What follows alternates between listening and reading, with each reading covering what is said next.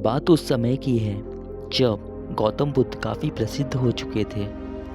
वे रोज़ प्रवचन देते, जिन्हें सुनने के लिए काफ़ी लोग पहुंचते थे। प्रवचन सुनने एक लड़का रोज आता था। वह गौतम बुद्ध की सारी बातें बहुत ध्यान से सुनता था। काफ़ी दिनों तक प्रवचन सुनने के बाद एक दिन उस लड़के ने सोचा कि मैं प्रवचन तो रोज़ सुन रहा हूँ, लेकिन मेरे जीवन में कोई बदलाव नहीं आ रहा है। बुद्ध बातें तो अच्छी बताते हैं, लेकिन कुछ लाभ नहीं हो रहा है। मुझे इस बारे में बुद्ध से बात करनी चाहिए।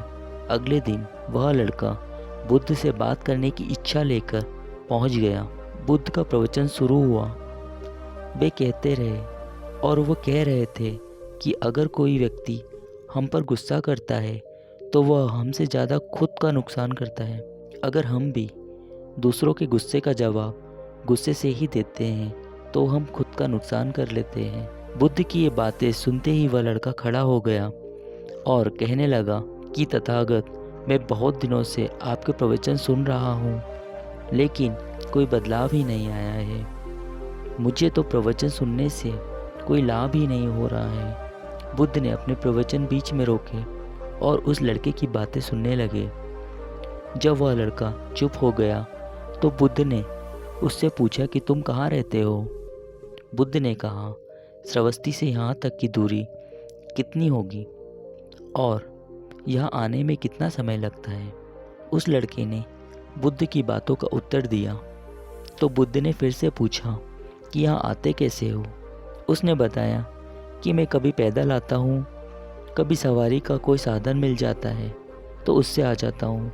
बुद्ध ने फिर एक नया प्रश्न पूछ लिया कि क्या तुम यहाँ बैठे बैठे अपने घर पहुँच सकते हो। यह प्रश्न सुनकर वह लड़का और वहाँ बैठे सभी लोग हैरान हो गए। लड़के ने कहा कि यह कैसे संभव है, मैं बैठे बैठे कहीं और नहीं पहुँच सकता, इसके लिए तो मुझे ही चलकर जाना होगा। बुद्ध ने कहा कि तुम्हारी बातों में ही तुम्हारे प्रश्नों का उत्तर है। सत्संग सुनने से तब तक कोई लाभ नहीं होगा जब तक कि तुम उन अच्छी बातों को अपने जीवन में नहीं उतारते हो। जब तक तुम अच्छे काम नहीं करोगे, इच्छाओं का त्याग नहीं करोगे, बुराइयों से दूर नहीं रहोगे, तब तक तुम्हारे जीवन में कोई बदलाव नहीं आएगा।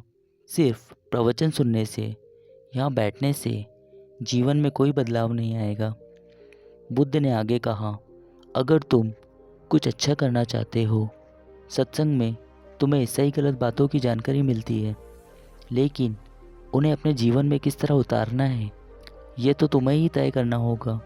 तुम्हें प्रयास करने होंगे, तभी जीवन में सुख, शांति और सफलता आएगी। सत्संग सुनने से हमारी बुद्धि पवित्र रहती है और हमारा मन गलत बातों से बचा रहता है।